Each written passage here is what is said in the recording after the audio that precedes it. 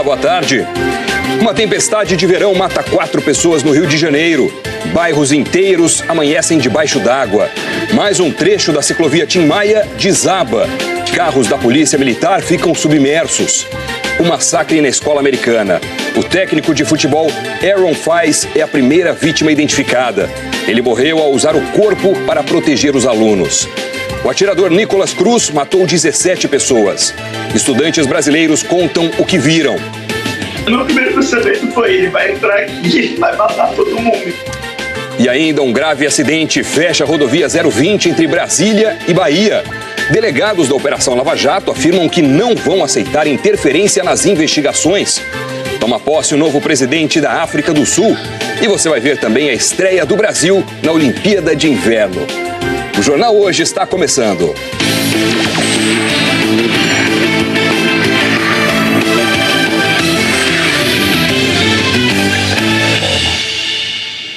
O Rio de Janeiro está sofrendo com as consequências do temporal do começo da madrugada. 1 hora de chuva forte provocou mortes, inundou um hospital, alagou ruas e avenidas, parou meios de transporte. Um caos.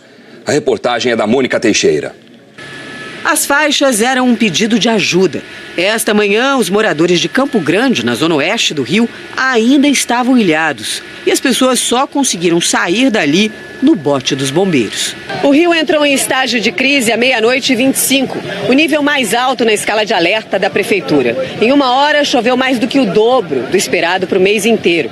Os ventos chegaram a 100 km por hora. E a população sofreu as consequências durante toda a manhã. Essa aqui é a situação na comunidade Rio das Pedras, na zona oeste da cidade. Essa é uma rua de comércio e, olha só, está completamente alagada.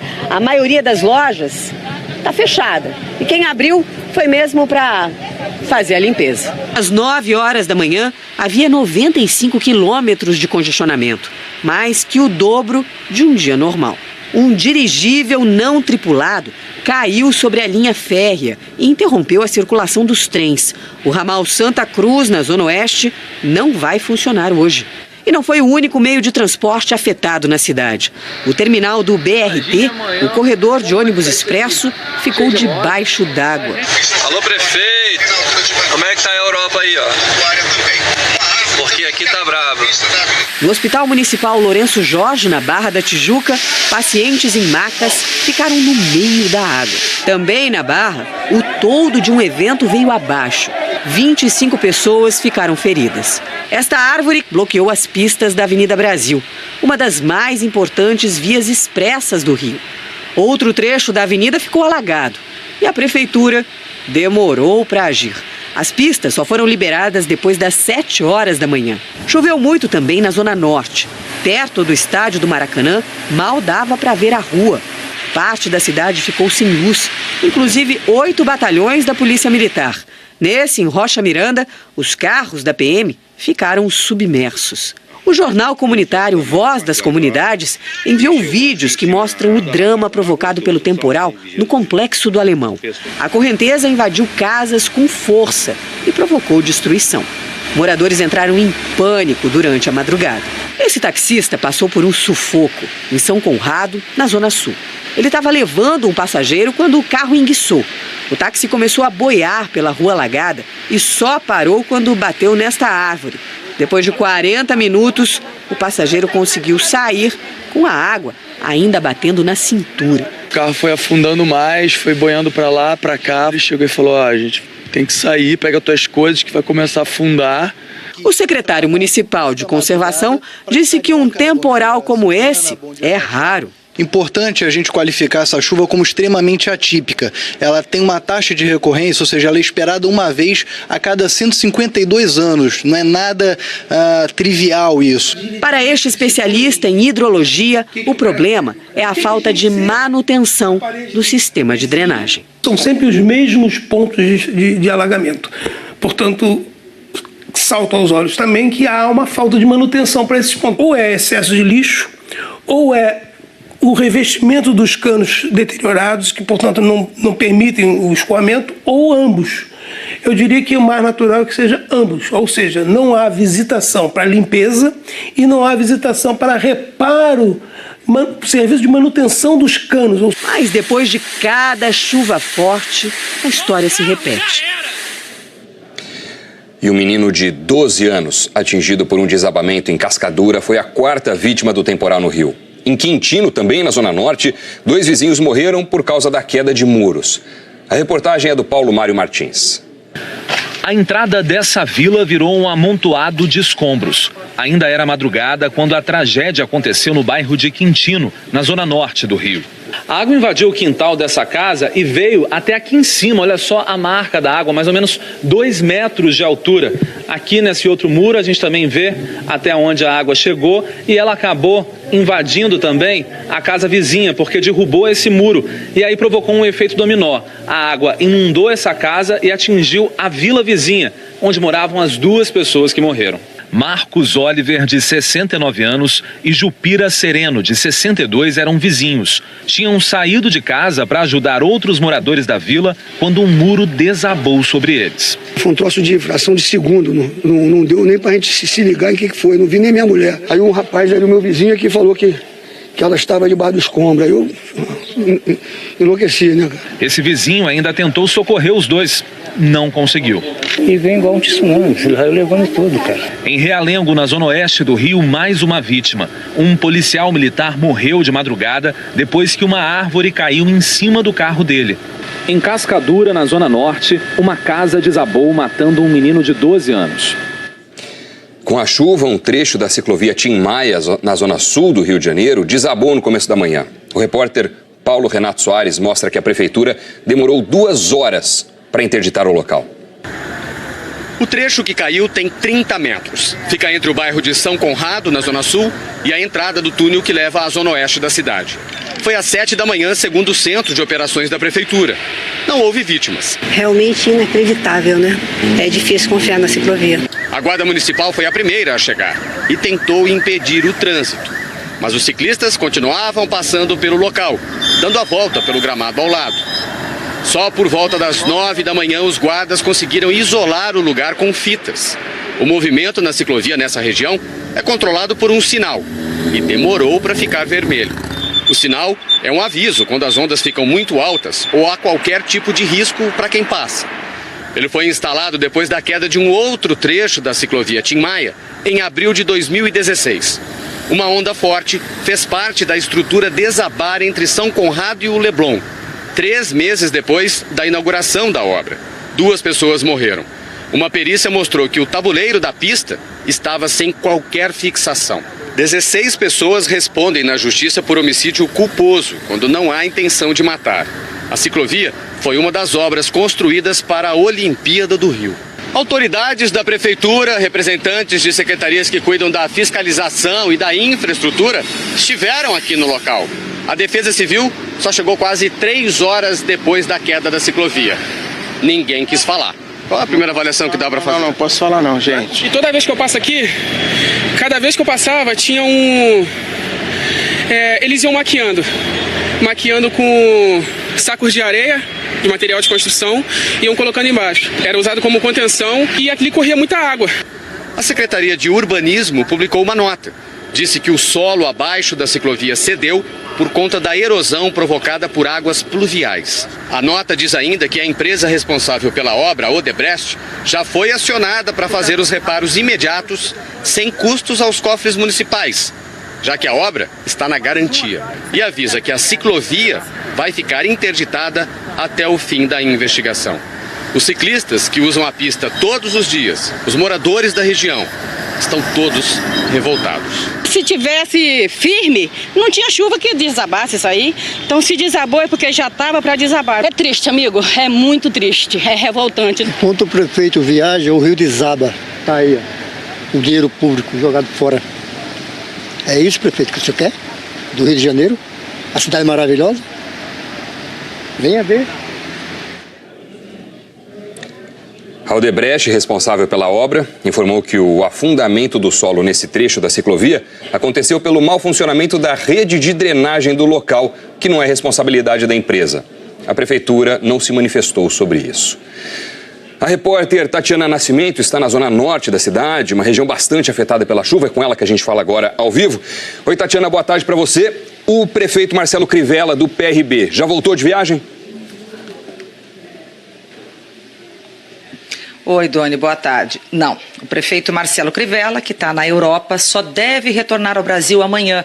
E ele apenas publicou uma mensagem numa rede social dizendo que está acompanhando a situação, que a Defesa Civil ficou de prontidão e que 2 secretários municipais, Jorge Felipe do Meio Ambiente e Paulo Messina da Casa Civil, foram coordenar os trabalhos no Centro de Operações da Prefeitura. Enquanto isso, várias áreas da cidade estão em situação crítica.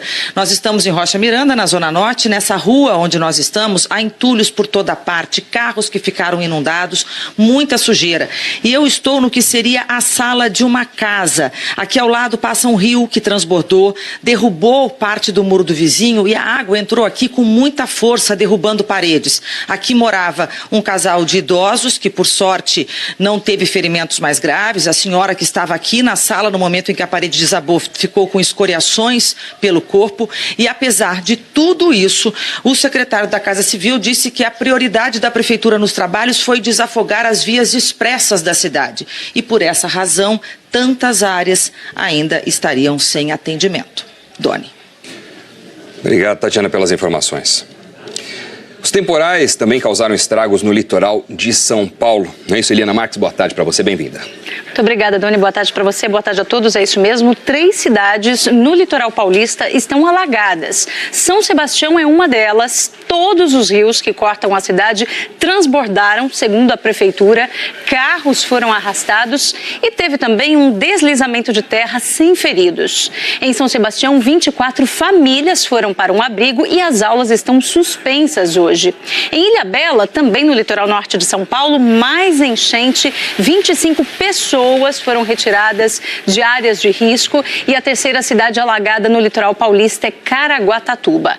Em Rio Branco, famílias foram resgatadas de barco. Vejam só esse pai aqui saindo com uma bebê no colo, olha, nos braços, né? Os igarapés também transbordaram por causa da chuva e a eletricidade de 2 bairros foi desligada por segurança em Rio Branco, Doni. Bom, Rio Branco, litoral de São Paulo, Rio de Janeiro, quando para de chover? Olha, pelo menos até o fim dessa semana ainda chove em todas essas áreas. Hoje as nuvens estão carregadas entre litoral de São Paulo, Rio de Janeiro, também entre Mato Grosso, a região norte e parte do Nordeste. Tem risco de alagamento e deslizamento entre o litoral do Rio Grande do Norte, da Paraíba e de Pernambuco, também no sul de Minas Gerais e na zona da Mata Mineira, no Rio de Janeiro, pode ter de novo, e no litoral paulista é onde o risco está mais alto. Em São Sebastião ainda tem muita chuva prevista para hoje, a partir de amanhã começa a diminuir e no Rio de Janeiro a mesma coisa, muita chuva ainda hoje, Doni, destaco esses 55 milímetros aqui, é bastante chuva mesmo. E onde não vai chover então? Bom, temos 3 áreas aí, parte de Roraima, também aqui, olha, oeste da Bahia e entre oeste de Mato Grosso do Sul, sul do Paraná, grande parte de Santa Catarina e Rio Grande do Sul. Curitiba e São Paulo continuam meio frias, né? Fortaleza e Palmas tem previsão de bastante chuva hoje. Em Goiânia é uma chuva agora pela tarde. Amanhã ainda tem risco de chuva forte. Em Natal, em João Pessoa, onde tem chovido bastante também, e no Recife. E aqui no Sudeste, os temporais mudam de lugar, vão pegar mais o sul de Minas Gerais e o interior de São Paulo, entre as regiões de Franca, avançando em direção ao Vale do Paraíba. Doni. Eli, obrigado. Até amanhã. De nada, até amanhã. 7 pessoas morreram num acidente entre um ônibus de viagem e uma carreta na rodovia 020, que liga Brasília à Bahia. O repórter Vinícius Leal está perto do local do acidente, é com ele que a gente fala agora. Oi, Vinícius, as vítimas já foram socorridas?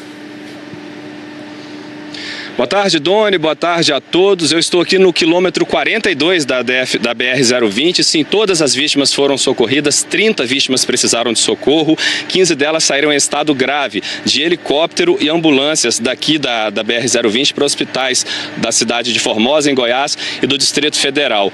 2 carretas e um ônibus se envolveram em um acidente. Esse ônibus bateu de frente com uma dessas carretas. No ônibus que vinha, o ônibus da empresa Guanabara, vinha da cidade de Cajazeiras, na Paraíba, para Goiânia. Califórnia. Ele tinha 43 passageiros, bateu de frente com esta carreta e aqui a gente mostra a BR-020 interditada até o momento. Aqui do outro lado, olha, um engarrafamento sem fim. Essa aqui é a principal ligação entre os estados o estado de Goiás, o Distrito Federal e o estado da Bahia. Os bombeiros confirmaram até o momento 6 mortos no local e uma dessas vítimas que foram transportadas para o hospital de base é a 7ª vítima morta nesse acidente até o momento aqui na BR-020, perto da cidade de Formosa, no quilômetro 45, estado de Goiás. Doni. 7 mortos, 15 vítimas em estado grave, impressionante. Obrigado pelas informações, Vinícius. 17 mortes foram confirmadas no ataque de um jovem de 19 anos ontem à tarde numa escola em Parkland, no estado americano da Flórida. A Sandra Coutinho está em Nova York e tem as últimas informações. Sandra, boa tarde para você. Esse ataque acontece, a gente vai ver a Sandra daqui a pouquinho, porque é um ataque que aconteceu na cidade de Parkland. Agora sim, Sandra, cidade essa que no ano passado foi apontada como a mais segura da Flórida, né? Pois é, Doni, imagina se não fosse, né? Boa tarde para você, boa tarde para todo mundo. Olha, esse ataque é um dos piores massacres em escolas aqui nos Estados Unidos. O atirador usou um fuzil de guerra e a polícia disse que ele tinha muita munição. Hoje de manhã, o atirador Nicholas Cruz foi transferido para um presídio. À tarde, ele vai se apresentar a um tribunal, mas já foi formalmente acusado por 17 crimes de homicídio premeditado e pode ser condenado à morte. O jovem começou a atirar pouco antes do fim das aulas. Nas redes sociais, o retrato do pânico dentro da escola de Parkland. Jovens jogados no chão e o forte som de tiros. Tudo começou por volta das 2h30 da tarde, quando o alarme de incêndio foi acionado e os alunos correram para fora das salas pensando que fosse um treinamento. Foi aí que o atirador abriu fogo. Foram vários disparos com um fuzil AR-15. Nicholas Cruz, um ex-aluno de 19 anos, expulso no ano passado por mau comportamento, começou a atirar ainda do lado de fora da escola, onde matou 3 pessoas. Ele continuou a disparar nos corredores, que conhecia como a palma da mão, e matou mais 12 pessoas dentro da escola. Outras 2 vítimas morreram no hospital. O prédio foi fechado e a polícia retirou os alunos. Muitos saíram correndo. Ouvi muitos tiros e só corri o mais rápido que consegui, conta o aluno. Outros deixaram a escola em fila. As mochilas foram deixadas no chão para serem revistadas. Do lado de fora, pais desesperados, à espera de notícias dos filhos. Vim o mais rápido que pude. Não sabemos o que está acontecendo, diz esse pai. A polícia fez uma varredura no prédio em busca de suspeitos. O atirador se misturou aos alunos e conseguiu escapar. 1 hora depois, ele foi preso pela polícia sem resistir, já em outra cidade. Nicholas foi transferido para uma ambulância e levado para o hospital. A cidade de Parkland tem apenas 30 mil habitantes e fica a cerca de 1h30 de Miami. A escola Marjorie Stoneman Douglas tem quase 3 mil alunos e concentra estudantes da região. Nas redes sociais, o Nicholas já dava sinais de que planejava o ataque. Ele dizia que ia matar pessoas com um fuzil, que queria morrer lutando e ameaçava policiais que, segundo ele, perseguiam pessoas do bem. Nos posts, fotos com pistolas e facas. O jovem tinha sido expulso da escola de Parkland no ano passado e estava proibido de entrar no prédio se estivesse usando uma mochila. Os colegas contaram que ele era calado e perseguia uma menina que queria namorar. Mesmo com todos esses sinais de alerta, Nicholas comprou o fuzil que usou ontem legalmente. A primeira vítima foi identificada hoje de manhã. Aaron Fines era técnico de futebol da escola e morreu usando o corpo como escudo para proteger os alunos dos tiros. Agora de manhã, o presidente Donald Trump postou a seguinte frase numa rede social. Havia tantos sinais de que o atirador da Flórida era mentalmente perturbado. Ele tinha sido expulso da escola e tinha comportamento suspeito. Vizinhos e colegas sabiam que ele era um grande problema. É sempre necessário avisar as autoridades. Mais tarde, a Casa Branca divulgou um comunicado lamentando as mortes e decretando que as bandeiras sejam mantidas a meio mastro por 5 dias. Massacres como este reacendem a discussão sobre a venda de armas aqui nos Estados Unidos. O Partido Republicano do presidente Donald Trump defende o livre acesso às armas. Ontem, o senador republicano Marco Rubio, da Flórida, disse que não é o momento de discutir esse assunto. O presidente da Câmara, Paul Ryan, afirmou agora há pouco que o tiroteio na Flórida não deve tirar dos cidadãos americanos o direito de ter armas, Doni. Obrigado, Sandra. E dentro da escola, o desespero tomou conta de alunos e professores. Era início da tarde. O dia na escola Marjory Stoneman Douglas estava quase acabando quando o medo tomou conta das salas de aula. Max conta que ouviu vários tiros. Todos fecharam as portas e apagaram as luzes. Ele e os amigos tiveram que esperar a polícia chegar para sair da sala e viram várias pessoas mortas no caminho. Alguns alunos registraram o que aconteceu dentro do colégio. Nas imagens dá para ver uma das vítimas no chão e uma aluna ferida sendo carregada por um policial.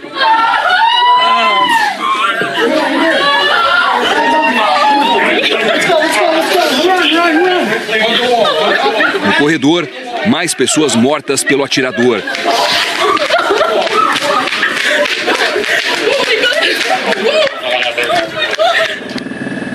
Havia jovens brasileiros na hora do massacre no colégio de ensino médio. Gabriel estava na sala ao lado da que foi atacada e deu uma entrevista ao correspondente Jorge Pontual. O meu primeiro pensamento foi: ele vai entrar aqui, ele vai matar todo mundo. Então, eu só queria falar com a minha mãe de qualquer jeito, falar com ela. Eu ficava, Biel, e aí ele falou assim, eu só escutei a segunda vez, mãe, estão atirando. E aí eu já entrei pelo WhatsApp, porque como a ligação estava ruim, às vezes ele poderia digitar, escrever, para não falar muito alto lá. E aí ele escreveu várias vezes assim, tiro, tiro, tiro, tiro, tiro. Sendo que não sai da minha cabeça, eu vi um menino que eu, sabe, que é um rosto familiar, sabe? Uma pessoa que eu via todo dia indo para a sala, porque a sala era perto da minha, então é difícil, é muito difícil mesmo. Só uma hora depois do ataque, o Eduardo, que tem 2 filhos na Marjory Stoneman Douglas, conseguiu encontrar a filha mais nova, que estava no mesmo corredor do atirador. Minha filha rezou muito na hora que o professor dela foi atingido, enquanto tentava fechar a porta. Foi um verdadeiro herói e, milagrosamente, o atirador não entrou na sala dela. Muitos pais preocupados ficaram esperando horas e horas lá, porque muitos alunos se esconderam em armários e muitas salas ficaram fechadas durante muito tempo com os professores. Desespero dentro e fora da escola também. Há relatos de que muitos celulares tocaram sem parar pelas salas, pelos corredores. Eram pais tentando procurar notícias a respeito dos filhos. Muitos já estavam mortos. Tiroteios em escolas são tragédias repetidas na história americana. Esse é o 18º incidente com armas de fogo só este ano. Segundo a fundação Everytown for Gun Safety, desde 2013 foram registrados 290 casos em todo o país. Em média, 1 por semana. O último grande ataque foi em 2012, na escola primária de Sandy Hook, no estado de Connecticut. O atirador Alan Lenza matou 20 crianças e 6 funcionários da escola. Em 2007, um estudante sul-coreano abriu fogo na Universidade da Virgínia, matando 32 pessoas e ferindo 17. Um dos tiroteios mais marcantes foi em 1999, na escola Columbine, no Colorado. 2 adolescentes mataram 12 alunos e um professor. Outras 27 pessoas ficaram feridas. Tragédias reincidentes por lá. Agora um outro assunto. O novo presidente da África do Sul tomou posse hoje. Cyril Ramaphosa substituiu Jacob Zuma, que renunciou ontem à noite com suspeitas de corrupção. Vamos a Londres. Quem está por lá é a nossa correspondente Cecília Malan. Cecília, boa tarde para você. O que é que significa essa mudança? Boa tarde, Doni. Boa tarde a todos. Olha, a saída de Jacob Zuma é o fim de uma era na economia mais industrializada da África. Uma era marcada por centenas de acusações de corrupção. A pressão pela renúncia veio do próprio partido dele e das ruas. Os aplausos confirmaram Cyril Ramaphosa na presidência. Líder do partido Congresso Nacional Africano, o mesmo de Zuma e Nelson Mandela, ele começou a carreira política nos sindicatos do país, mas se decepcionou quando não foi escolhido o sucessor de Mandela. Trocou a política pelo setor privado e virou um empresário de sucesso. Os desafios agora são enormes. O desemprego chega a quase 30%. A desigualdade social entre negros e brancos ainda é enorme também, e o público desconfia do partido no poder desde o fim do apartheid em 1994, isso sem falar na economia que patina. Ao tomar posse hoje, Ramaphosa disse que tem pressa para melhorar a vida dos sul-africanos. Os deputados aliados e da oposição desejaram sorte, mas avisaram que vão cobrar e lembraram que as eleições gerais estão logo ali, em 2019. Doni. Vamos ver se a vida deles melhora mesmo ou não. Obrigado, Cecília. A maioria das prefeituras não está conseguindo manter as contas em dia. E quem paga por isso são os contribuintes. Ontem, a gente mostrou o aumento de impostos e taxas municipais. Agora, a repórter Graziela Azevedo mostra por que as prefeituras estão sem dinheiro. Nem todos os municípios estavam vacinados contra a crise, com as contas em ordem ou com receitas suficientes para bancar as despesas que não são poucas. Organizar as campanhas de vacinação, cuidar da saúde e da educação básicas, do trânsito, da iluminação.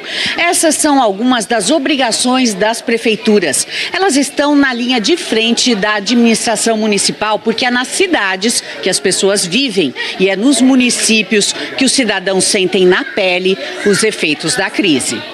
Um estudo da Federação das Indústrias do Rio de Janeiro avaliou as administrações municipais de mais de 4.500 cidades.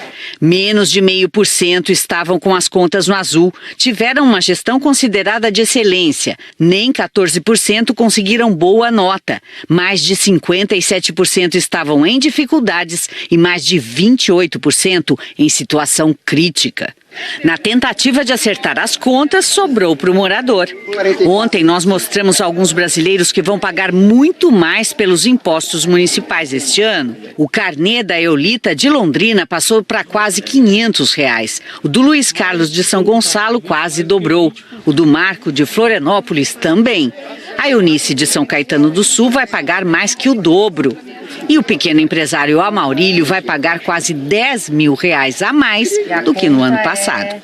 Os municípios eles têm uma fonte de receita muito importante para eles, que são as transferências de outros impostos que vêm do governo federal, dos governos estaduais, que é estabelecida pela Constituição. E como caiu a receita também do governo federal, dos governos estaduais, eles perderam essa receita. Eles estão correndo para onde dá, né? E tentando arrumar brechas e possibilidades de aumentar a receita própria deles.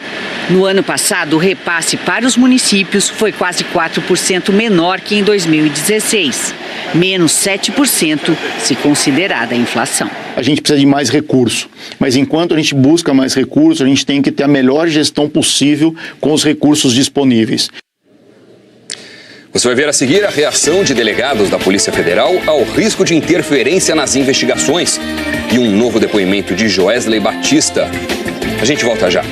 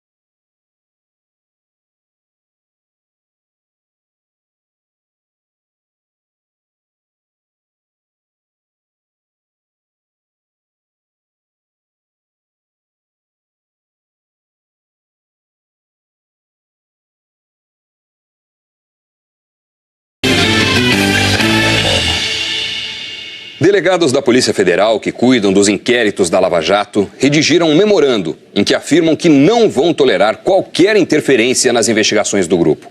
O repórter Vladimir Neto teve acesso ao documento. O memorando foi entregue pelo grupo de delegados responsável pelos inquéritos do Supremo Tribunal Federal ao diretor de combate ao crime organizado da Polícia Federal, Eugênio Ricas. No documento, assinado por todos os integrantes da equipe, os delegados se referem às recentes declarações de Segovia sobre o inquérito que investiga o presidente Temer e dizem que não vão tolerar qualquer interferência no trabalho do grupo, seja no inquérito contra o presidente ou em qualquer outro procedimento de investigação. No texto está escrito que eles não admitirão, nos autos do inquérito 4621 ou em outro procedimento em trâmite nesta unidade, qualquer ato que atente contra a autonomia técnica e funcional de seus integrantes, assim como atos que descaracterizem a neutralidade político-partidária de nossas atuações. Fontes da Polícia Federal dizem que o objetivo dos delegados ao entregar esse memorando foi passar uma mensagem clara. Não gostaram das declarações de Fernando Segovia e estão em estado de alerta com ele.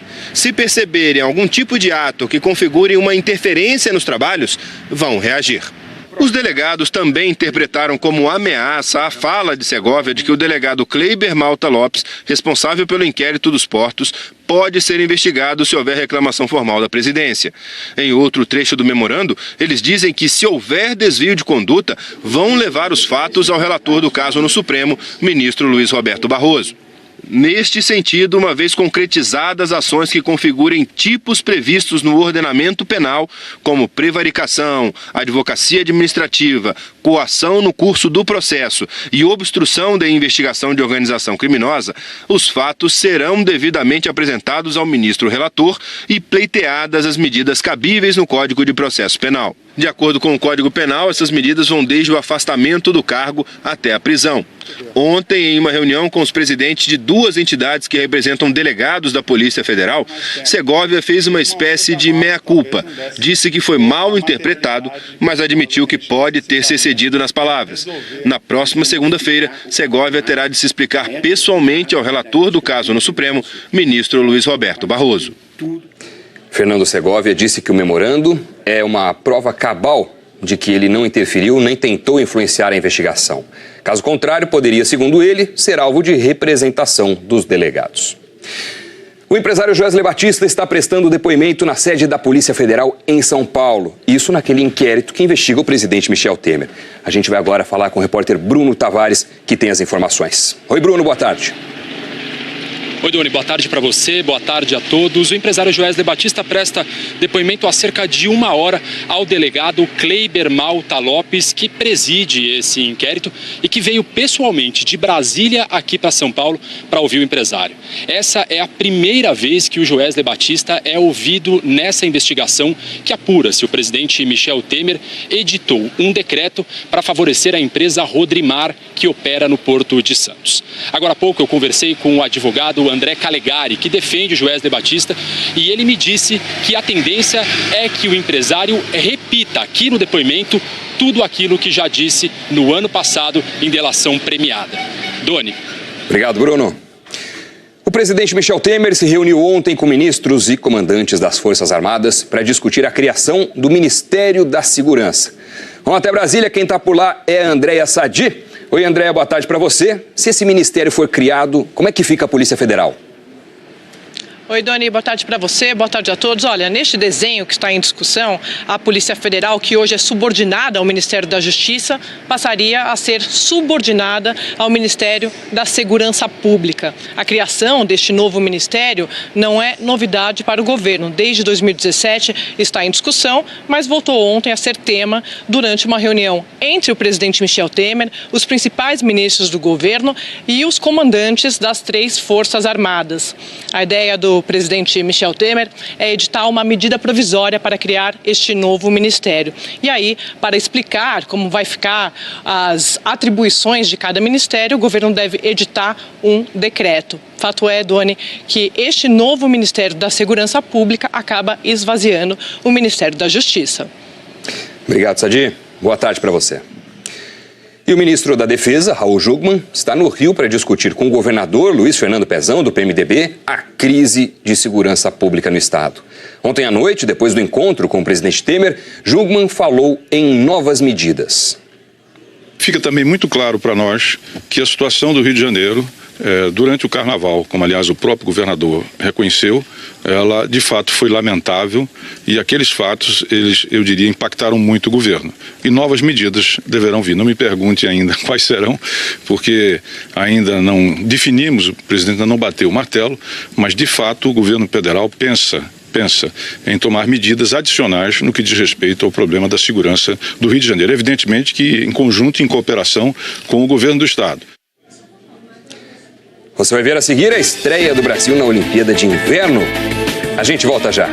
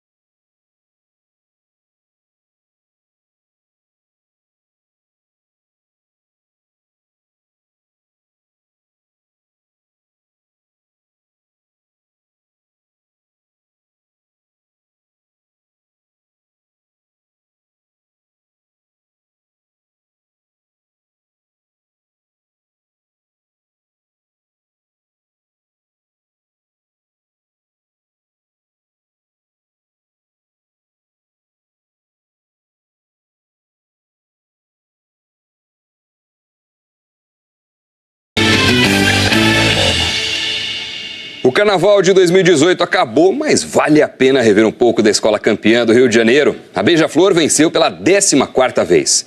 A segunda colocada, Paraíso do Tuiuti, fez sua estreia no pódio. Campeã e vice desfilaram com enredos e imagens de forte crítica ao Brasil de hoje. A campeã Beija-Flor comparou o momento atual à história de Frankenstein, um monstro rejeitado pelo criador. A ideia era mostrar como a miséria, nosso monstro, criado por nosso estilo de vida, é rejeitada por nós mesmos. A capital dos monstros estava no carro de Brasília. O prédio da Petrobras se abriu para revelar o empobrecimento da população provocado pelos corruptos. No carro com a cantora Pablo Vittar, a Beija-Flor condenou o racismo, a homofobia e o ódio. Fechou o desfile com o resultado de todas essas distorções: a violência. A Paraíso do Tuiuti, a vice-campeã, perguntou: a escravidão acabou mesmo no Brasil?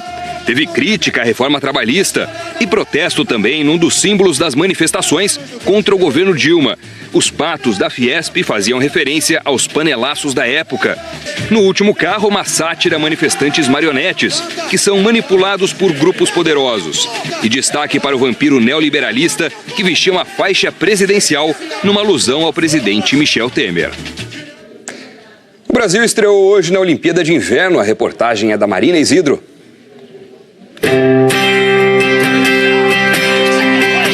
Nem sempre é preciso estar no pódio para fazer história.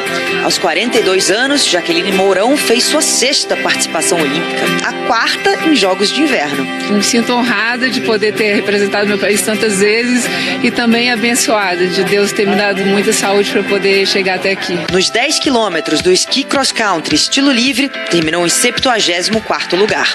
Na mesma prova, a norueguesa Marit Bjørgen, de 37 anos, ganhou o bronze e aumentou para 12 a sua coleção de medalhas. É a mulher que mais vezes subiu ao pódio nos Jogos de Inverno. E não foi apenas na modalidade de resistência que os mais velhos esbanjaram disposição. Em uma outra prova, o importante era acelerar o máximo possível. Não é à toa que o downhill é chamado de Fórmula 1 do esqui.